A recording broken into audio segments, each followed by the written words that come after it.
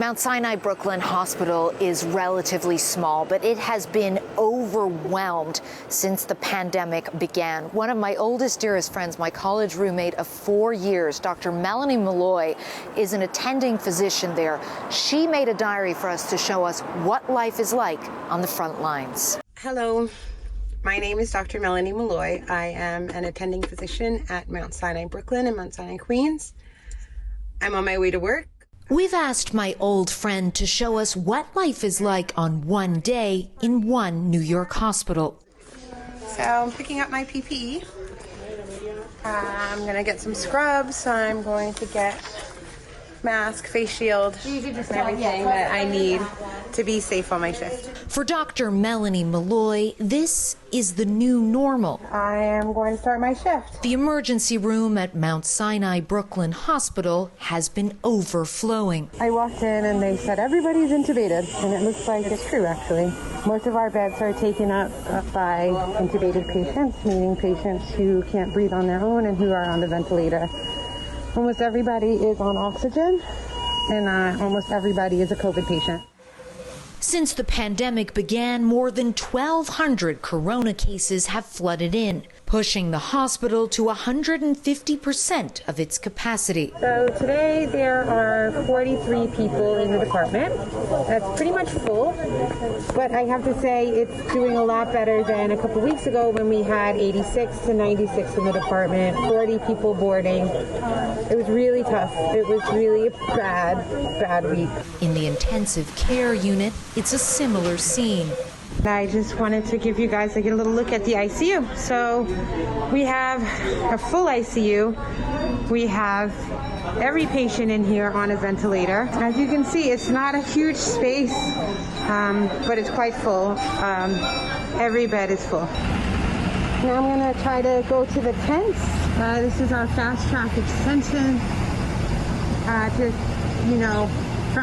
From the get-go, you can see, we have to tell people we can't test them for mild symptoms. Patients get registered here. Good morning. Here is our fantastic staff, and then we have separate areas for people getting treatment. For the doctors working around the clock to save lives, there are occasional perks. One of my favorite things to do is eat free food. I'm super excited because we have Shake Shack. What? Moments later, it's back to work. So I'm waiting for my next patient to be placed in a room. This one is different because as opposed to the mostly older patients we've been seeing today, he's in his early 20s. I think one thing we're learning is that we don't really know what somebody's going to come in with and have COVID. Everybody has coronavirus, but some people also have heart attacks at the same time. This happens, and it makes things even harder. Well, my day's over. Well, my hospital day is over. It wasn't the worst day I've had, but it's always pretty draining. It's hard. It's hard to think that some of your patients that you diagnose today might not be here tomorrow when you come back for your shift, or, all of it. I don't know. I'm just tired. For Dr. Maaloi, the challenges don't end with her shift. A widow, she's raising 3 children on her own. So it's almost 10 o'clock at night, and on my way home I got a FaceTime from my youngest child, who's 4. And I think that's the hardest part. I think that's like just being alone when I come home, knowing that, my childcare is going to go home, my helpers are going home, and it's just me and whatever state my children are in. And I don't really have a lot left in me. The next day, Dr. Maaloi takes a moment to talk to us. It's crazy what you're seeing and dealing with. Have you ever experienced anything like this? Never. And even the older folks, like the older doctors, are like, I've never seen this before in my life. So one thing that I know you weren't allowed to show us is the morgue. There are now 2 large tractor trailer trucks that are refrigerated. They are full of bodies wrapped in white plastic bags. I was told that they can hold 50 people, and the one that I saw was full. Do you not worry about getting sick?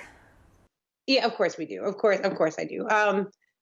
The way that we're working in the ED, it's a pit of coronavirus. It's literally dozens of positive patients. The viral load in that place must be astronomical. What do you wish all Americans understood about what you're going through? I really want Americans to take this seriously, to know that even if you're in an area that's not a big city, you still are in danger, and we don't know who is going to get really sick. It does not spare anyone particularly.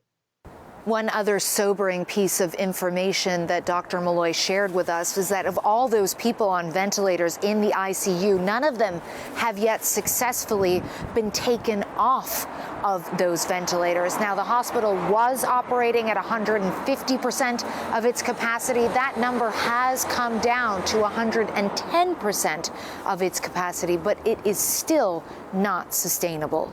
Clarissa Ward, CNN, London.